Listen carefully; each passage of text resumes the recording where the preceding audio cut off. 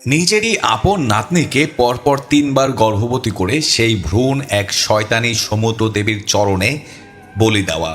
শুধু অডেল ক্ষমতা, সম্পদ আর রাজনৈতিক গদির লোভে নিজের পুরো পরিবারকে নরকের আগুনে জ্বালিয়ে দেওয়া এক শয়তান বুড়োর গল্প। আর সেই ভয়াবহ অভিশাপের রাতে যখন এক বেশ্যারূপী শয়তানি দেবী সমুদ্রের গভীর থেকে উঠে আসে, তখন রক্তের সম্পর্কে সব সীমানা মুছে যায়। আজ আমি আপনাদের শোনাতে চলেছি মালয়েশিয়ার ইতিহাস কাঁপানো আইএমডিবিতে 7 স্টার পাওয়া সবচেয়ে ভয়ানক এবং অন্ধকার হরর মুভি মাদাম তারলারাং বা দ্য ফরবিডেন নাইট। এই মুভির এক্সপ্লেন দেখার পর আপনি রাতে একা ঘুমানোর সাহস পাবেন কিনা সেটা নিয়ে আমার সন্দেহ আছে। তো আর কথা না বাড়িয়ে চলুন শুরু করি।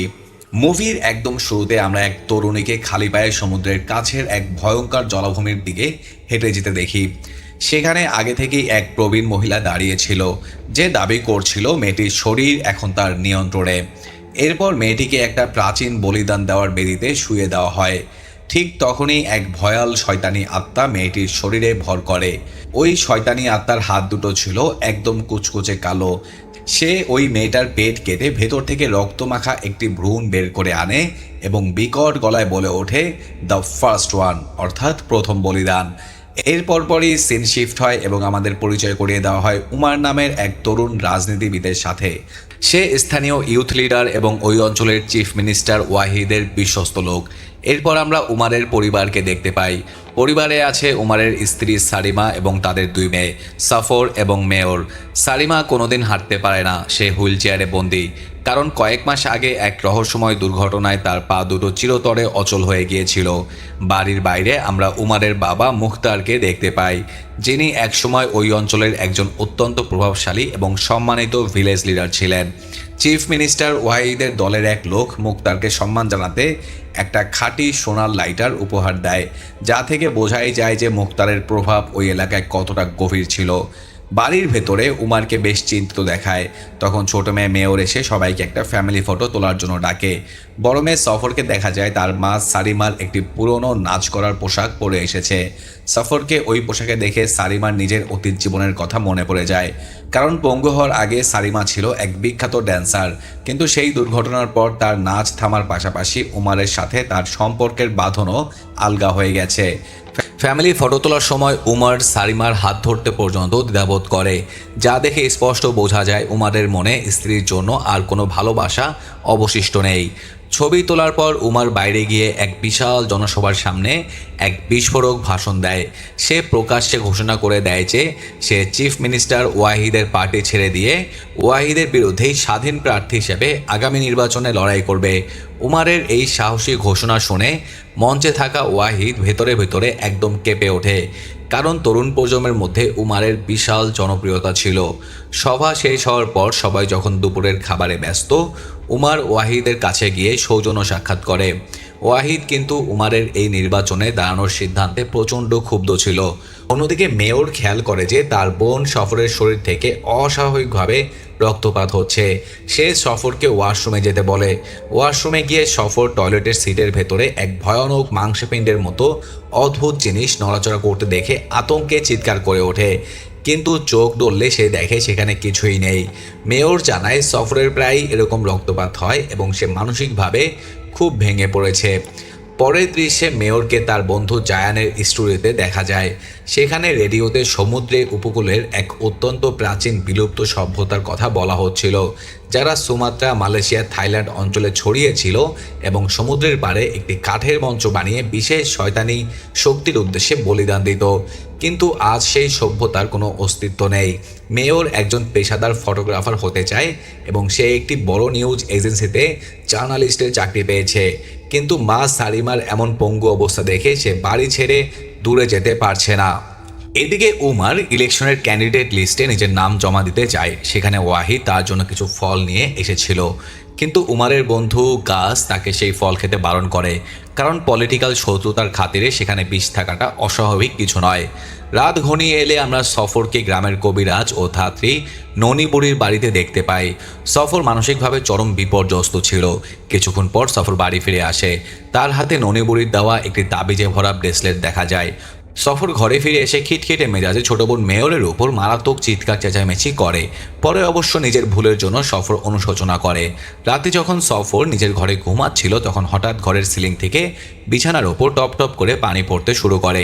কোনো এক অদৃশ্য শয়তানি শক্তি সফরের শরীর ক্রাশ করে নেয়। তার হাতের প্রোটেক্টিভ ব্রেসলেটটি অনবরত কাঁপতে থাকে, যেন খারাপ শক্তিকে বাধা দেওয়ার চেষ্টা করছে। কিন্তু শয়তানি আত্মার শক্তির কাছে হেরে গিয়ে আচ্ছন্ন অবস্থায় সফর মাঝরাতে ঘর ছেড়ে বাইরে হেঁটে চলে যায়। ঘর থেকে শব্দ পেয়ে মেয়র ঘুম থেকে উঠে সফরকে খুঁজতে বের হয়। পুরো ঘরে সফর ছিল না। হঠাৎ মেয়র নিজের পেছনে একটি কুচকুচে কালো ছায়ার মতো ডেমনিক মহিলার অবয়ব দেখতে পায়, কিন্তু লাইট জ্বালাতেই তা গায়েব হয়ে যায়। সফর মাঝরাতে প্রায়ই বাইরে ঘুরতে বের হয়, তাই মেয়র বিষয়টাকে গুরুত্ব না দিয়ে আবার ঘুমিয়ে পড়ে। প্রকৃতপক্ষে এই ভয়ানক আত্মাটি হলো পমাকবুল, মালয়েশিয়ার লোককথায় উল্লেখিত এক শয়তানি সমুদ্র দেবী, যে মানুষের চরম ইচ্ছা পূরণ করে কিন্তু বিনিময়ে চেয়ে নেয় তাদের আত্মা। আর চুক্তি পাকা করার জন্য সে মানুষকে নিজের পেট থেকে বের হওয়া এক কালো রঙের বমি বা ব্ল্যাক ভমিট খাইয়ে দেয়। পরদিন সকালে উমার হন্তদন্ত হয়ে মেয়রের ঘরে এসে সফরের কথা জিজ্ঞেস করে। সফর রাতে ঘরে ফেরেনি শুনে উমার গাড়ি নিয়ে এক ছুটে বের হয়ে যায়। মেয়রও নিজের সাইকেল নিয়ে বাবার পিছু পিছু সমুদ্রের পাড়ে পৌঁছায়। সেখানে গিয়ে তারা যে দৃশ্য দেখে তাতে তাদের পায়ের তলার মাটি সরে যায়। সফর সমুদ্র পাড়ের এক নির্জন জলভূমিতে আশ্রে পড়েছিল। একটি গাছের ধারালো ভাঙা ডাল সফরের গলা ফুঁড়ে এপার ওপার হয়ে গেছে। সফর আর বেঁচে নেই। সফরের এই নির্মম মৃত্যু পুরো পরিবারকে স্তব্ধ করে দেয়। ময়নাতদন্তের পর সফরকে দাফন করা হয়। জানাজা এসে ওয়াহিদ সুযোগ বুঝে উমারকে বলে, তুমি চাইলে এখনও ইভেন্ট থেকে নিজের নাম তুলে নিতে পারো। কথাটি বলে ওয়াহিদ উমরের হাতে থাকা সফরের পোস্টমর্টেম রিপোর্টের দিকে এক নজরে তাকায়। বাড়ি ফিরে উমারের বাবা মুখতার উমারকে সামাল দিয়ে বলে, ইমোশন পরে দেখাবি, আগে তোকে ইলেকশনে জিততে হবে। কিন্তু মেয়রের মন বলছিল সফরের মৃত্যু কোনো সাধারণ দুর্ঘটনা নয়, এটি একটি পরিকল্পিত হত্যাকাণ্ড। মেয়র আবার সেই জলভূমিতে যায় যেখানে সফরের লাশ পাওয়া গিয়েছিল। সেখানে গিয়ে সে এক অদ্ভুত শব্দ শুনতে পায়, যেন কেউ কাঠের মঞ্চে কুড়াল মারছে। সেই শব্দের পিছু নিয়ে মেয়র জলাভূমির গভীরে ঢুকে পড়ে। তার ঠিক পেছনেই দাঁড়িয়েছিল সেই ভয়াল পমাকবুল। কিন্তু মেয়র পেছনে ঘোরার আগেই আত্মাটি আবার মিলিয়ে যায়। শব্দ অনুসরণ করে মেয়র জলাভূমি পার হয়ে সমুদ্রের অপর পারে পৌঁছায়। সেখানে সে একটি কাঠের বড় মঞ্চ দেখতে পায়। এটি কিন্তু সেই একই মঞ্চ যা রেডিওতে বলা প্রাচীন সভ্যতার সাথে যুক্ত ছিল এবং মুভির প্রথম দৃশ্য দেখানো হয়েছিল। মঞ্চে উঠতে গিয়ে মেয়রের পায়ে এক সুচালো বস্তু ফুটে যায়। সেটি ছিল সফরের কানের দুল। মেয়র বুঝতে পারে সফরকে এই মঞ্চেই খুন করা হয়েছিল, কারণ তার কানের দুল এখানে আর লাশ পাওয়া গেছে জলাভূমিতে। মেয়র এক ছুটে বাড়ি গিয়ে উমারকে সবটা বলে, কিন্তু উমার তাকে পুলিশি ঝামেলায় না গিয়ে চুপ থাকতে বলে। মেয়র খেয়াল করে উমার সফরের পোস্টমর্টেম রিপোর্টটি নিজের ড্রয়ারে লক করে লুকিয়ে ফেলেছে। উমার নিশ্চিতভাবেই কিছু একটা গোপন করছিল। ক্ষুব্ধ মেয়র সফরের ঘরে গিয়ে তার পুরনো অডিও টেপগুলো বাজাতে শুরু করে। হঠাৎ টেপের আওয়াজ বিকৃত হয়ে যায়। টেপে সফরের গলায় মেয়রকে গালি দিতে শোনা যায় এবং ঠিক তখনই সফরের আত্মা মেয়রকে কানের কাছে এসে ফিসফিস করে অদৃশ্য হয়ে যায়। ভয়ে মেয়র ঘর থেকে বের হতেই দেখে নিচে মা সারিমা মৃগী রোগীর মতো খিঁচুনি উঠে ফ্লোরে পড়ে আছে। ডাক্তার এসে সারিমাকে ইঞ্জেকশন দিয়ে ঘুম পাড়িয়ে দেয়। ননি বুড়িও সেখানে আসে। ননি সারিমার পায়ের দিকে তাকিয়ে বাথরুমে গিয়ে প্রার্থনা করতে থাকে। মেয়র ননিকে চেপে ধরে, সফরের আত্মা কেন শান্তি পাচ্ছে না, আমাদের পরিবারে কি হচ্ছে? ননি শুধু বলে, ঈশ্বরের কাছে প্রার্থনা করো আর তোমার মাকে সাবধানে রেখো। কোনো উপায় না পেয়ে মেয়র নিজে তদন্তে নামে। সফরের ঘরের তোষকের নিচে সে একটি গোপন বাক্স পায়। পকেট নাইফ দিয়ে বাক্সটি খুলতেই ভেতরে কিছু ফটো নেগেটিভ এবং একজন ছেলের লেখা লাভ লেটার পাওয়া যায়। মেয়র নেগেটিভগুলো ডেভেলপ করার জন্য জায়ানের স্টুডিওর দিকে রওনা হয়, কিন্তু সে ঘর থেকে বের হতে পুরো করিডোরের লাইট তপ করে নিভে যায়। অন্ধকার করিডোরের শেষ মাথায় দুটি জলজলে লাল চোখ ভেসে ওঠে। মেয়র যতবার লাইট অন করে আত্মাটি গায়েব হয়ে যায়, আর যতবার লাইট অফ হয় আত্মাটি এক লাফে মেয়রের দিকে এগিয়ে আসে, ঠিক লাইটস আউট মুভির মতো। ওটা ছিল সফরের রক্তাক্ত স্পিরিট। একদম শেষ মুহূর্তে উমার সেখানে চলে আসায় মেয়র বেঁচে যায়। পরদিন সকালে জায়ান নেগেটিভগুলো ডেভেলপ করে একটা ছবি বের করে। ছবিতে সফরের সাথে ছিল উমারের কাছের লোক গাছ। মেয়র এক ছুটে বাড়ি গিয়ে উমারের ড্রয়ারের চাবি খুঁজে বের করে ড্রয়ার খুলে ভেতরে সেই পায় একটি রিভলভার। উমারের প্রথম স্ত্রীর ছবি এবং সফরের পোস্টমর্টেম রিপোর্টটি পড়ে মেয়রের মাথার উপর যেন আকাশ ভেঙে পড়ে। সফর প্রেগনেন্ট ছিল। ঠিক তখনই উমার আর গাছ ঘরে ঢোকে। মেয়র গাছকে ওই ছবির নেগেটিভ আর পোস্টমর্টেম রিপোর্ট দেখিয়ে চিৎকার করে বলে গাছই সফরকে প্রেগনেন্ট করেছিল আর ধরা পড়ার ভয়ে ওই সফরকে খুন করেছে। উমার চরম রাগে উন্মাদ হয়ে গাছকে পৈশাচিক মারধর করে। সে রিভলভার বের করে গাছের কানের পাশে গুলি চালায়। গাছ প্রাণ ভিক্ষা চাইতে থাকে। ঠিক সেই সময় পুলিশ এসে গাছকে গ্রেফতার করে নিয়ে যায়। সেদিন রাতে মেয়র যখন মায়ের পাশে ঘুমাচ্ছিল হঠাৎ বিছানা তলিয়ে যেতে থাকে এবং সিলিং থেকে পানি পড়তে শুরু করে। সিলিংয়ে ঝুলছিল সফরের রক্তাক্ত আত্মা। মেয়র আতঙ্কে বিছানা থেকে ছিটকে নিচে পড়ে যায়। পরদিন সকালে মেয়র কিচনে গিয়ে দেখে যে মা এতদিন পঙ্গু ছিল সে আজ দিব্যি হেঁটে চলে বেড়াচ্ছে এবং গুনগুন করে গান গাইছে। কিন্তু উমার কান্নায় ভেঙে পড়ছিল। সে নিজেকে সফরের মৃত্যুর জন্য দোষী ভাবছিল। মেয়র যখন উমারের প্রথম স্ত্রীর ছবির কথা জিজ্ঞাসা করে উমার জানায় তোর মায়ের সাথে বিয়ের আগে আমার প্রথম স্ত্রী ছিল, কিন্তু বিয়ের কিছু মাস পরেই সে এক রহস্যময় রোগে মারা যায়। তারপর বাবা সারিমার সাথে আমার বিয়ে দেয়। এমন সময় মুখতার বাড়িতে আসে। সে উমারকে সাবধান করে বলে ওয়াহিদ জেতার জন্য কালো জাদুর আশ্রয় নিয়েছে। ওর হাত থেকে কোনো উপহার বা খাবার খাবি না। এদিকে গাছ পুলিশ হেফাজত থেকে জামিনে বের হয়ে জায়ানের দোকানে যায়। মেয়রও সেখানে পৌঁছায়। গাছ মেয়রের হাত ধরে কেঁদে ফেলে বলে মেয়র বিশ্বাস করো আমি সফরকে কোনোদিন স্পর্শ করিনি। আমি ওকে ভালোবাসতাম, বিয়ে করতে চেয়েছিলাম। সফর মৃত্যুদিন সন্ধ্যায় কবিরাজ ননির বাড়িতে গিয়েছিল। ননি সব কিছু জানে। এরপর গাছ এক ভয়ানক অতীত প্রকাশ করে। সফর মাঝখানে ড্রাগসের নেশায় আসক্ত হয়ে পড়েছিল। মা সারিমা যখন তাকে বকাঝকা করে তখন রাগের মাথায় সফর মাকে ধাক্কা মেরে ছাদ থেকে ফেলে দিয়েছিল, আর সেই কারণে সারিমার পা অচল হয়ে যায়। ওদিকে বাড়িতে উমার পুরো ঘরে কালো জাদুর কোনো তাবিজ আছে কিনা খুঁজতেছিল। দরজার ম্যাটের নিচে সে এক ভয়ঙ্কর শয়তানির চালের তাবিজ পায়। রাগে উমার সোজা ওয়াহিদের বাড়িতে গিয়ে চড়াও হয়, কিন্তু ওয়াহিদ তাকে সফরের সেই পোস্টমর্টেম রিপোর্ট দেখিয়ে ব্ল্যাকমেইল করে বলে নির্বাচন থেকে নাম না তুললে এই রিপোর্ট প্রেসে দিয়ে তোর পুরো পরিবারকে ধ্বংস করে দেব। ওয়াহিদের লোক উমারকে নির্মমভাবে মারধর করে তাড়িয়ে দেয়। অন্যদিকে বাড়িতে মা সারিমা নিজের ঘরে নিজের পঙ্গুত্ব ভুলে অদ্ভুতভাবে নাচতেছিল। তার চোখে মুখে সফরের মৃত্যুর কোনো কষ্ট ছিল না। মেয়র এবার একধার থেকে সত্য জানার জন্য ছুরি হাতে ননির বাড়িতে যায়। ননির গলায় ছুরি ধরে সে জানতে চায় সফর ওই রাতে তোমার কাছে কেন এসেছিল। একই সময় উমার রিভলভার নিয়ে ওয়াহিদকে খুন করতে তার বাড়িতে চায়, কিন্তু সেখানে গিয়ে সে দেখে ওয়াহিদ আগেই খুন হয়ে পড়ে আছে, আর তার লাশের পাশে পড়ে আছে মুখতারের সেই সোনার লাইটারটি। অর্থাৎ উমারের বাবা মুখতারই ওয়াহিদকে খুন করেছে। ননি মেয়রকে কেঁদে কেঁদে সত্যিটা বলে সফর ওই রাতে আমার কাছে জানতে এসেছিল কেন তার শরীরের কুৎসিত পরিবর্তন ঘটছে। আমি পরীক্ষা করে দেখি কেউ তার ওপর চরম কালো জাদু করেছে এবং তাকে বারবার গর্ভবতী করছে। ননি মেয়রকে সফরের মতোই একটা প্রোটেক্টিভ ব্রেসলেট পরায় এবং রাতে ঘুমানোর আগে প্রার্থনা করতে বলে, কিন্তু পমাকবুল আত্মাটি মেয়রের মগজ ধুলাই করতে শুরু করে। মেয়র এক অলৌকিক ভীষণ দেখতে পায়। সে নিজেকে সফরের জায়গায় দেখতে পায়। ভীষণে সে দেখে সেই সমুদ্রের কাঠের মঞ্চে পমাকবুল সফরকে পুরোপুরি নিয়ন্ত্রণে রেখেছিল, আর কাল মেঘের মতো এক পুরুষ অবয়ব সফরের ওপর চরম যৌন নির্যাতন চালিয়ে তাকে গর্ভবতী করেছিল।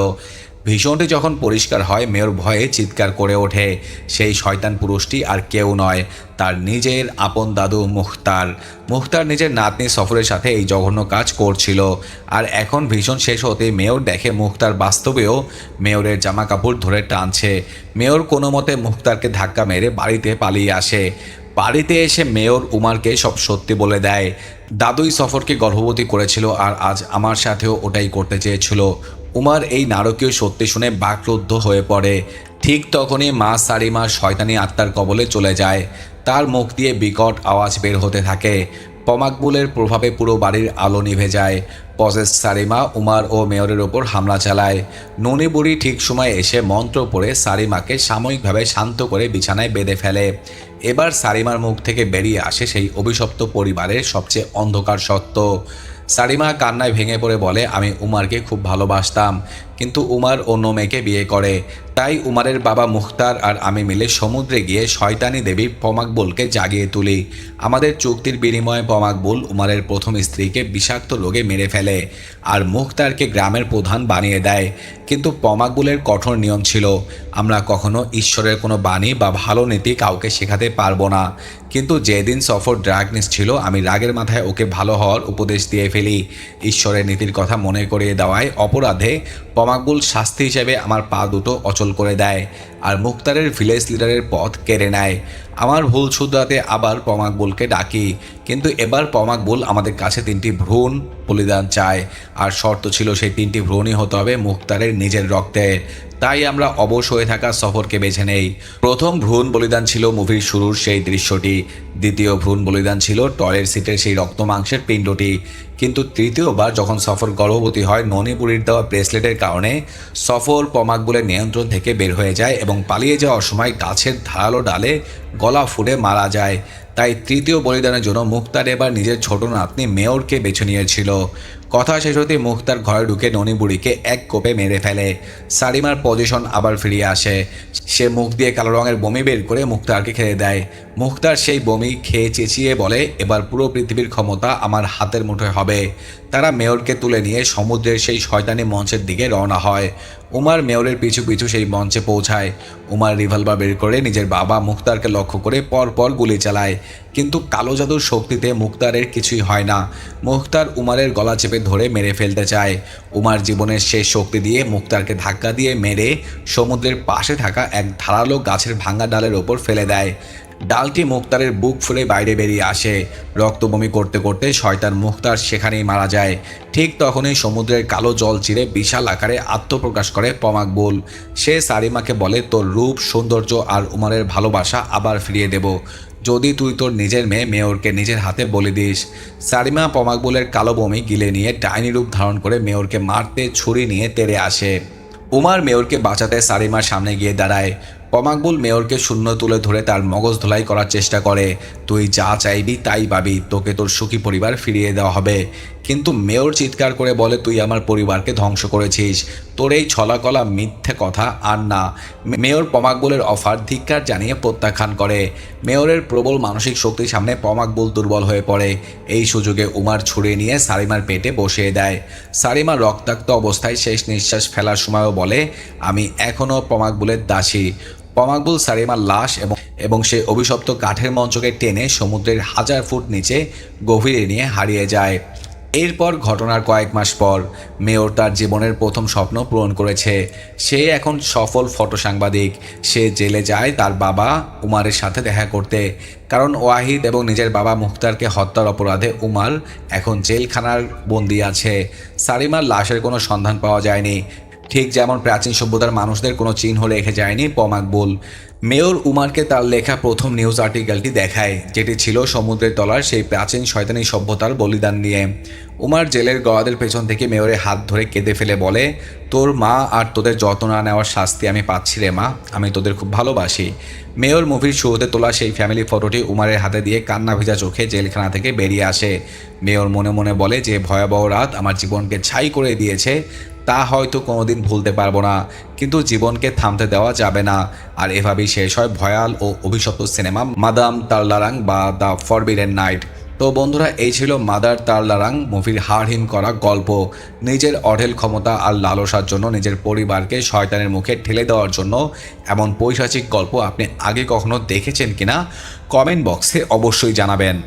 আজকের ভিডিওটি ভালো লাগলে লাইক করুন, বন্ধুদের সাথে শেয়ার করুন এবং আমাদের দ্য ব্যাড স্পিড পরিবারে যুক্ত হতে চ্যানেলটি সাবস্ক্রাইব করে বেল আইকনটি অন করে রাখুন। দেখা হচ্ছে খুব শীঘ্রই আরও এক রক্তহীন করা নতুন গল্পের সাথে। ততক্ষণের জন্য সবাই সাবধানে থাকুন, সুস্থ থাকুন, টাটা, বাই বাই।